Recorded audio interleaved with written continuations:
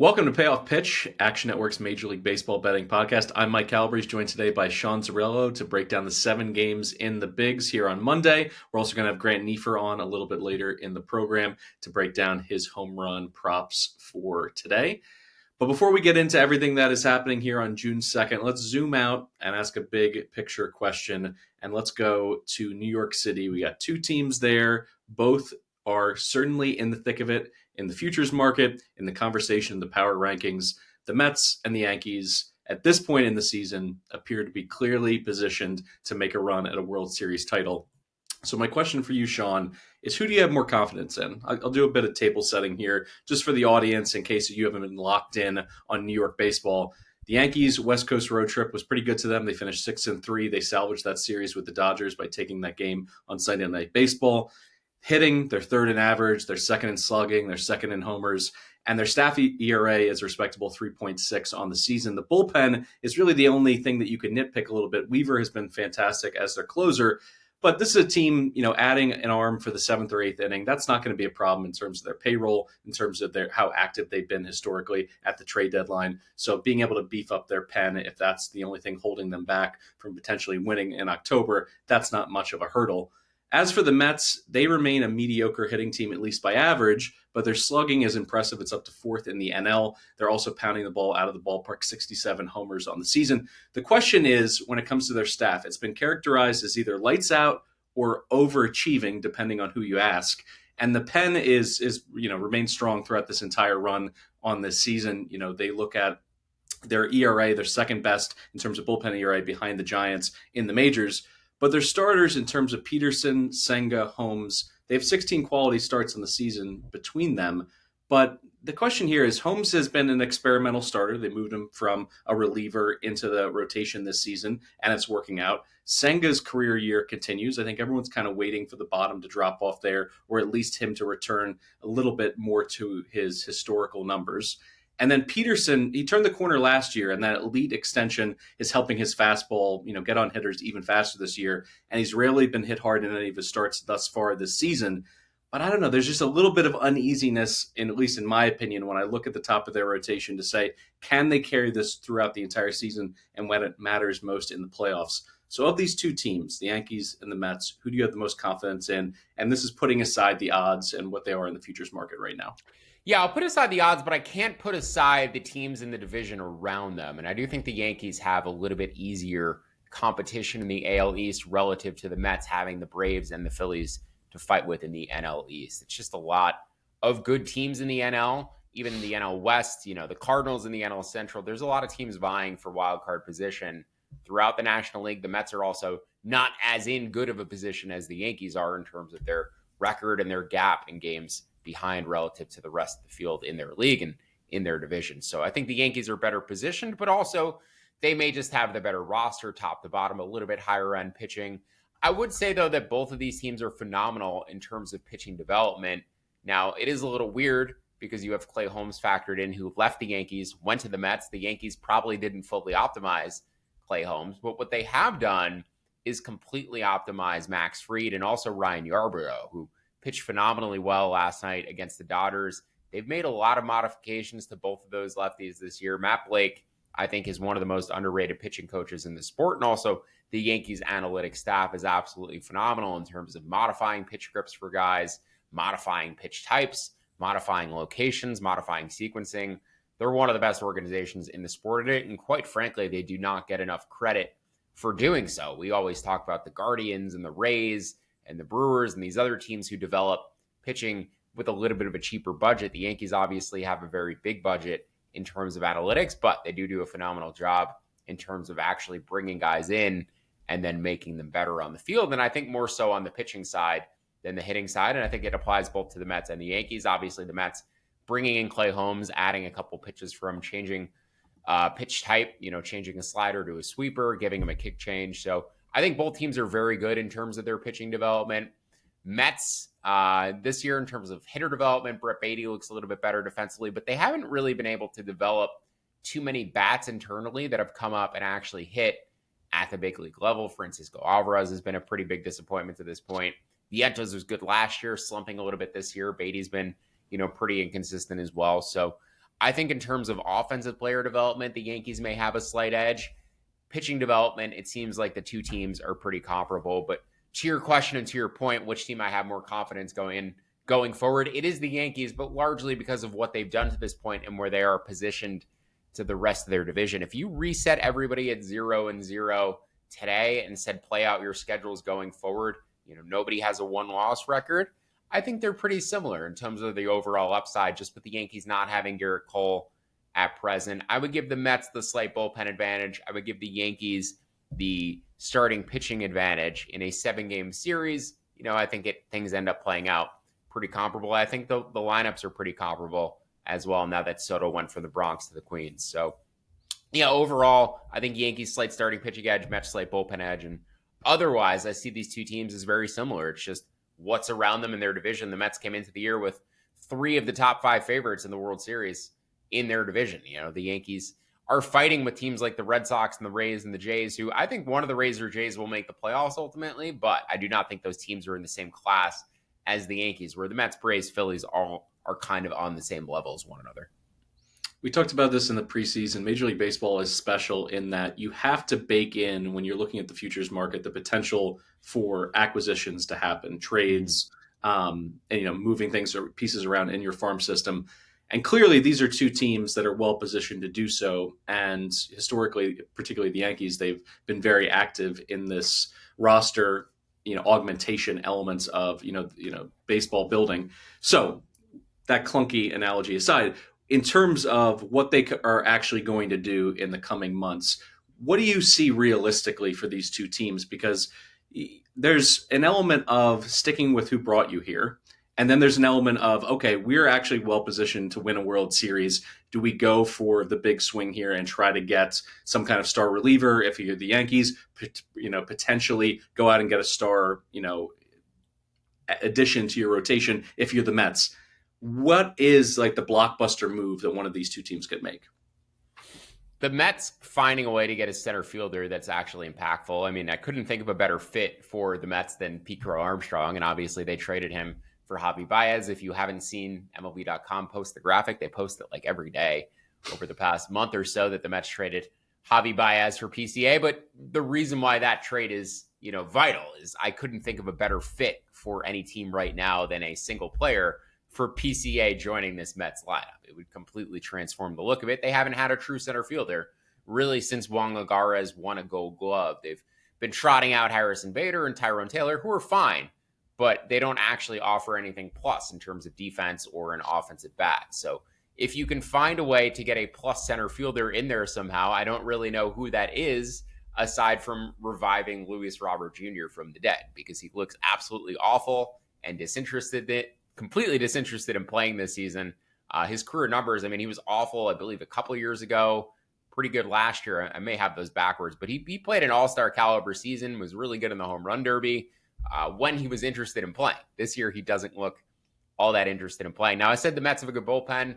Maybe you could go out and add one other high-end, high-caliber starting pitcher, but they have a bunch of guys in the minor leagues that they're really high on. Jonah Tong, Brandon Sproat, who I think they're likelier to bring up those guys by the end of the year and see what they can give them in terms of young arms with upside, as opposed to going out and trading for assets. David Stearns doesn't really seem necessarily like he's a big move, package prospects for a big player kind of guy. He likes to build up his system internally, and I don't necessarily think he's going to cash in too many of those prospects. The caveat being the guys he didn't trade for when, who were already in the system when he got there. The ones specifically being Luis Angel Acuna and Drew Gilbert, who were traded for right before he got there. The Mets ended up eating a bunch of the money from the Max Scherzer and Justin Verlander deals to essentially buy those prospects. Well, apparently Stearns has never been particularly high on Acuna, even though he's been getting a lot of playing time this year. I think it is largely to try to increase his trade value so that when they bring Ronnie Mauricio up, they can maybe package Acuna elsewhere for something else. So I do think the Mets have pieces at the high minors that David Stearns may not like as other prospects that he's physically drafted. And as a result, they may package those guys for somebody. And if they do go out and get something, it is probably a high-end starting pitcher or an outfielder.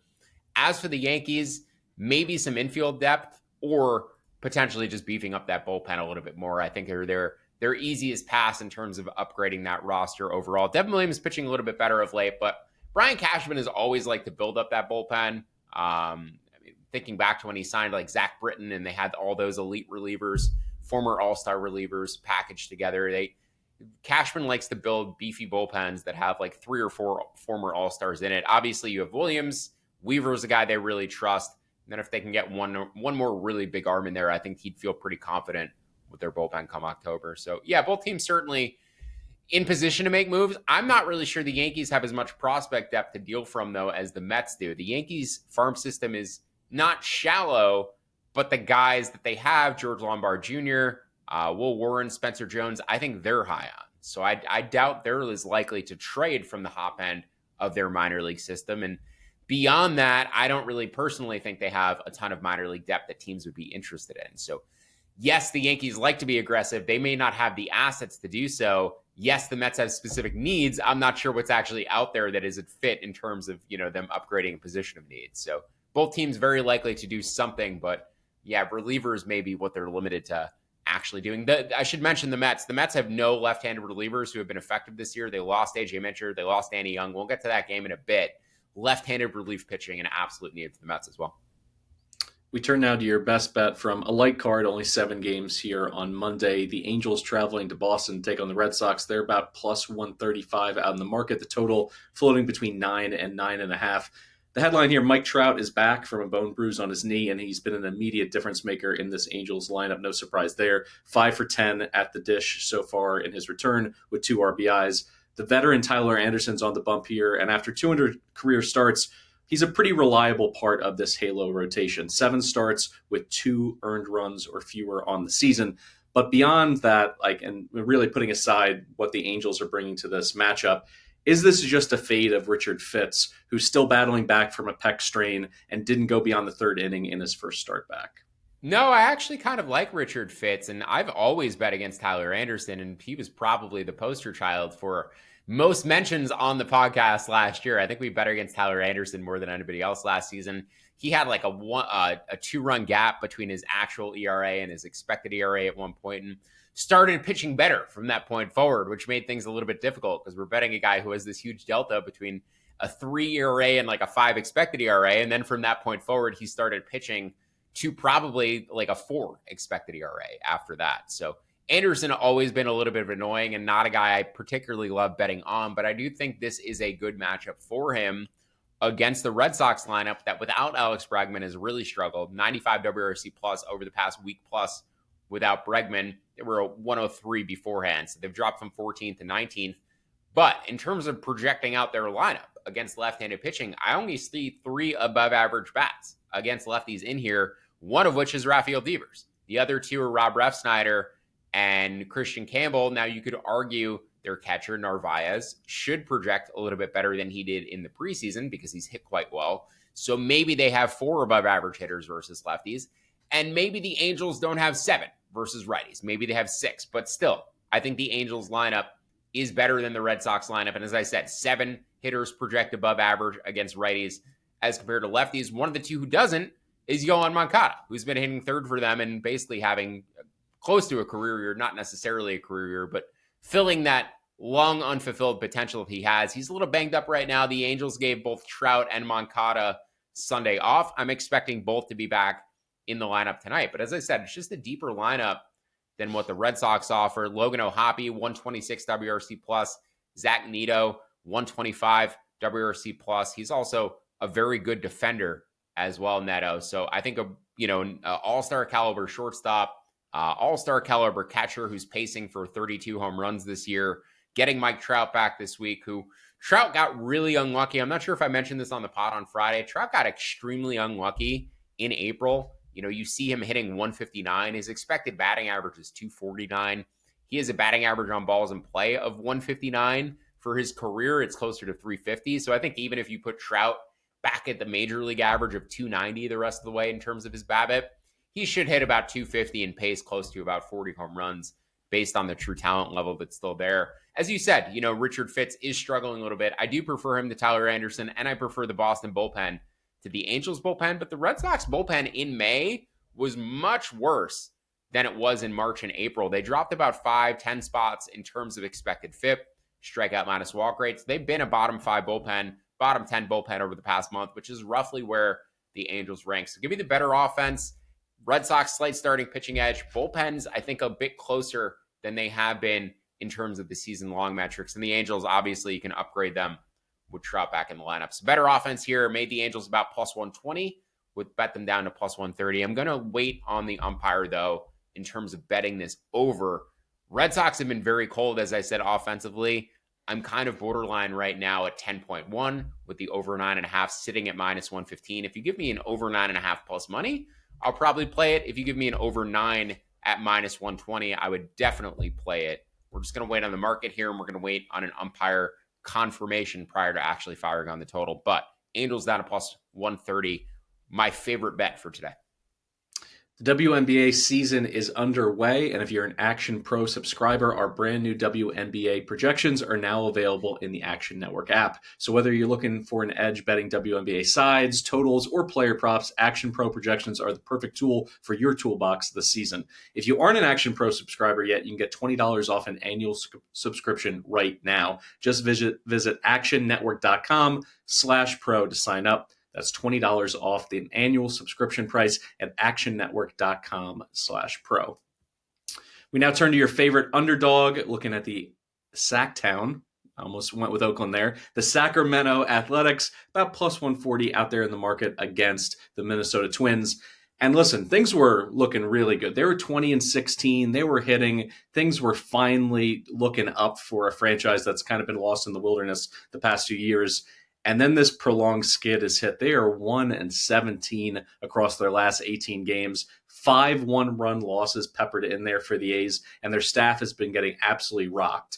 I should say their staff with the exception of Luis Severino, who gets the ball tonight, and he's been their silver lining really the entire season. In 4 of his last 6 starts, he's given up 2 earned or less. He's going to that sinker and sweeper really as his money pitches. That accounts for almost 50% of his pitch mix this season. Clearly, you're buying low on a team that's 1-17 across their last 18 games. Anything else that's intriguing that's leading you to go with the A's? Yeah, another offensive advantage here. At least I can point to something in terms of betting on the underdog like I did with the Angels matchup. At least we're betting the better offense in this matchup in a game that is expected to be high scoring, a little bit higher variance. But the A's 7th on the season, 9th in May. I believe they were 10th in April. The Twins 19th and 15th respectively, 19th on the season, 15th in May. Did get Byron Buxton back recently. He more so helps their defense and their base running because he's one of the best at both in the sport, 3rd overall in base running value on the season, one of the best defensive center fielders as well. So I think Buxton upgrades the Twins in a little bit of hidden areas. Also, the Twins have a big bullpen advantage here. This is 1st versus 30th in terms of expected FIP. Twins have a 344 expected FIP. The A's have a 4.7 expected FIP. So a huge bullpen differential. Obviously, Joe Ryan is a very good pitcher, but I do think this is a park where he could be a little bit vulnerable against the good offense. As we've mentioned, the park factors here are astronomical, really only on the level of Coors Field. Sutter Health Park boosting runs by 25%. It's roughly where Coors Field is. It's boosting doubles by 32%, triples by 23%, and homers by 18% this season. And what we always acknowledge about Joe Ryan, despite the great strikeout and walk numbers, otherwise good indicators, he has a home run issue, which he's had throughout his entire career. 1.4 homers per 9 innings. When you're going to put him in one of the most friendly offensive venues in baseball and allow guys to elevate and celebrate against him, I do think it could be a potential issue in terms of him getting blown up. Obviously, Luis Severino has pitched in this park quite a bit, but what he started doing last year is throwing a sinker about 1/5 of the time. Wasn't a pitch he had used previously, even closer to a quarter of the time. He's throwing it about 22 to 24% of the time. And since last year, Severino, previous to last year, 1.2 homers per 9. Since last year, 0.96. So I do think with the increased sinker usage, Severino keeping the ball on the ground a little bit more. Joe Ryan going to continue to allow balls in the air, even though he's striking guys out and not going to give up too many base runners. So I think the A's have a chance here in their home park to score some runs against the guy who's going to allow the ball in the air. As I said, maybe the A's get an early lead and then blow it late, though, considering that bullpen differential. But no value for me on the first 5 innings. Otherwise, I would have bet it. I did project the Twins at -120 for the full game, though. So A's at +140 down to +130 for Monday's matchup. And hopefully they can end this skid. They've lost, I think you said 17 of 18, 15 of 16. And they're on a 6-game losing streak currently. So it's been pretty bad for the Sacramento A's. But hopefully they can right the ship today in their home park. Grant Neiffer is getting his cuts in the on-deck circle. We'll go to him in just a moment for his dinger card on Monday. But as we look at the rest of your bets on this card, we got one play on a total, and we also have a futures play, which is exciting. But first, let's get into the Mets-Dodgers, the total sitting at 9. The big mystery element here is Paul Blackburn making his 2025 debut. At best, he's been a 4th or 5th arm in a rotation, but he was particularly bad in spot duty last year for the Mets. Do you just see him getting shelled here and really aiding an over?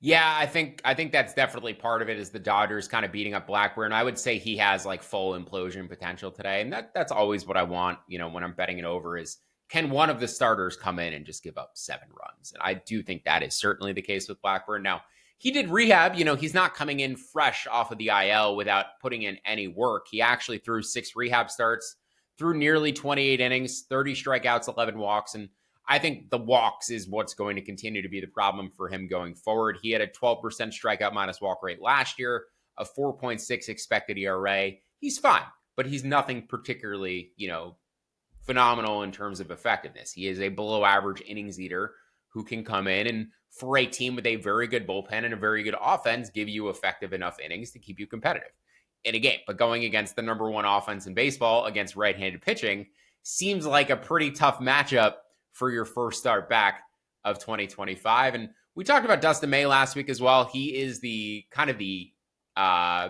foil to Andrew Abbott for me. I don't even know it's a foil. It's almost a mirror, where Abbott is a guy who, I always get wrong in terms of betting on the wrong side of one of his matchups, right? On the over when it goes under, on the under when it goes over. I actually got Andrew Abbott right last Friday. Came out on the show, gave out an Andrew Abbott under. He pitched phenomenally well against the Cubs. They actually scored a bunch of runs against the Cubs, and Abbott almost held the game under single-handedly.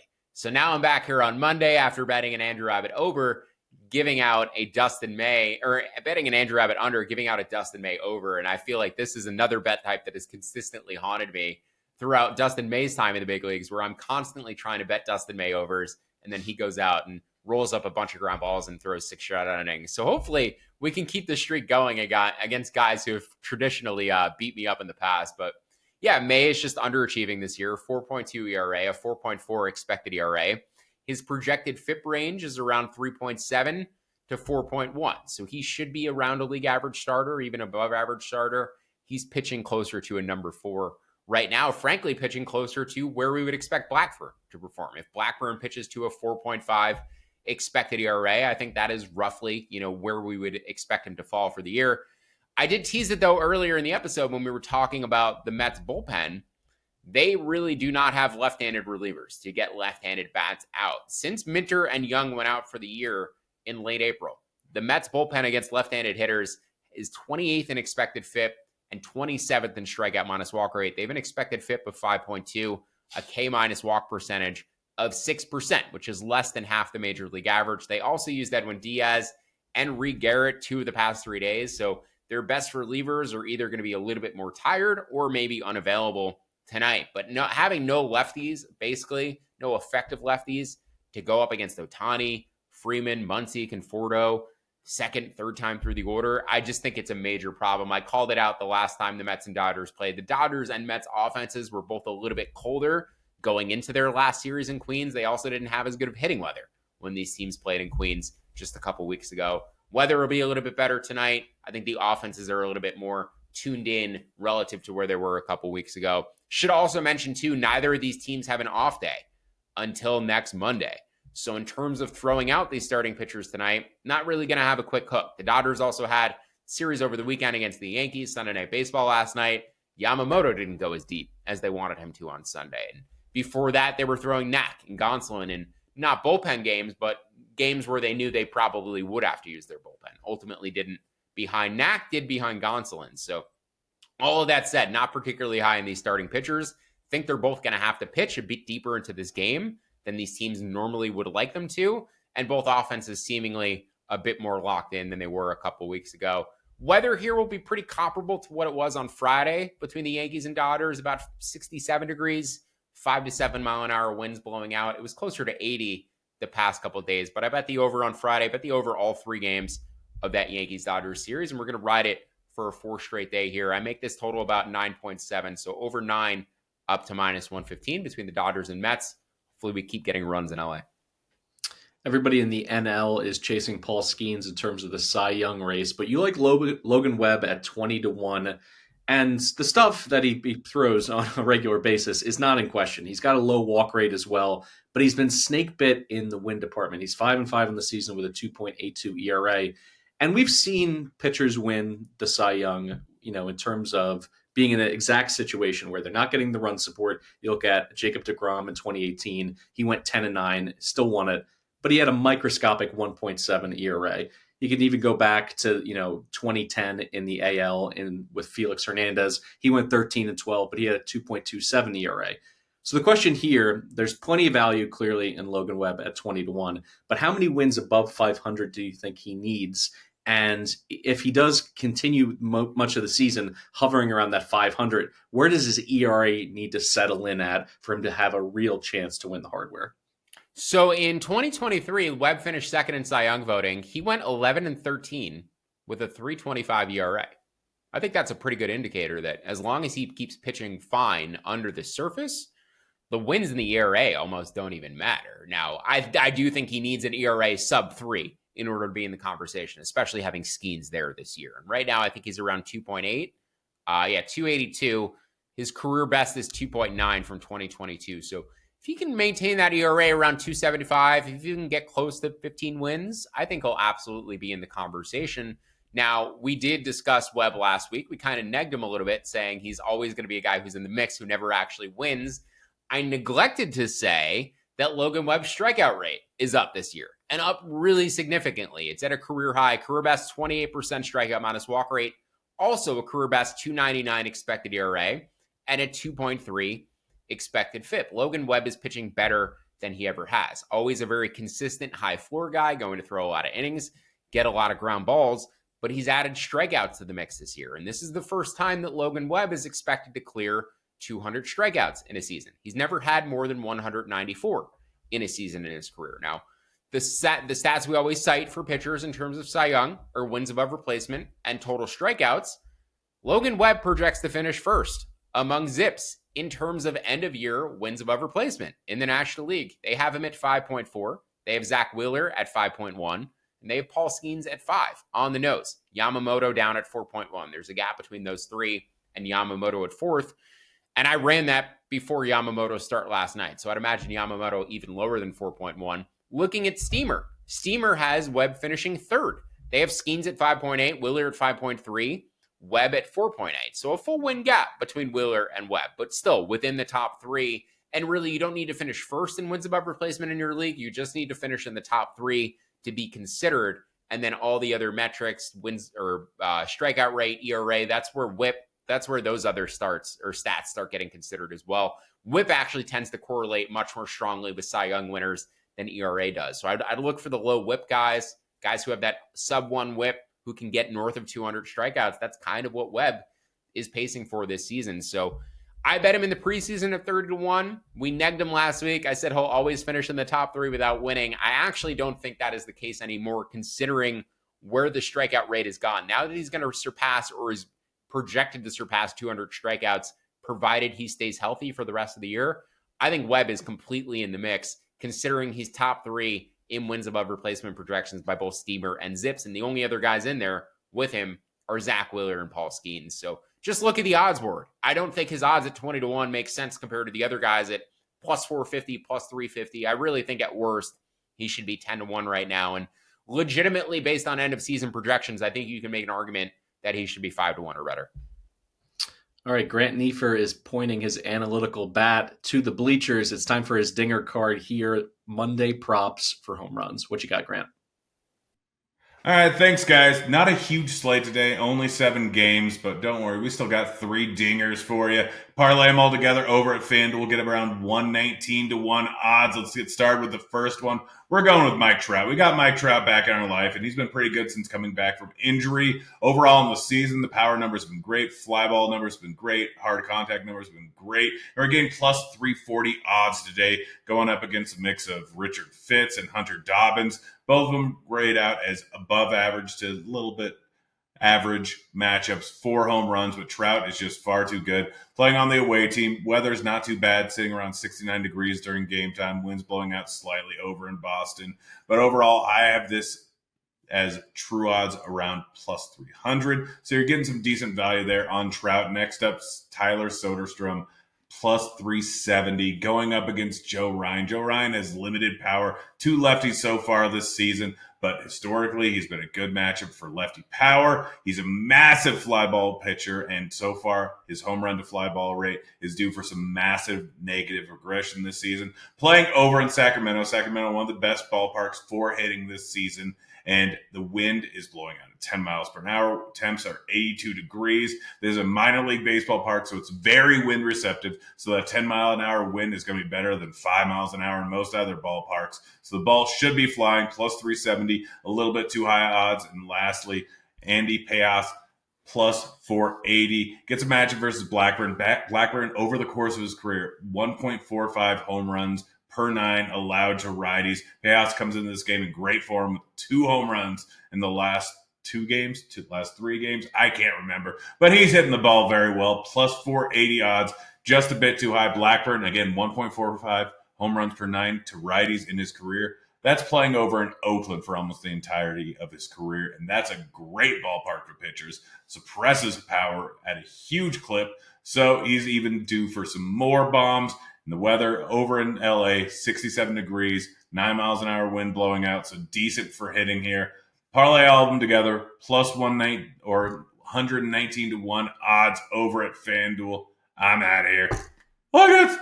That'll do it for today's episode of Payoff Pitch. Thanks for tuning in. If you'd like to tail some of the bets that you heard from Sean, whether it's on the Monday card or his futures plays, or anything that Grant just laid out in terms of the home run props, there's a quick slip link in the episode description. It'll allow you to populate in your sportsbook of choice right away. Don't forget to download the free award-winning Action Network app and leave us a 5-star rating and review wherever you listen to the pod. And if you're watching on YouTube, feel free to give that video a like and to subscribe if you haven't done so yet. Also, check out the Action Network Discord. There's a link in the episode description of this podcast.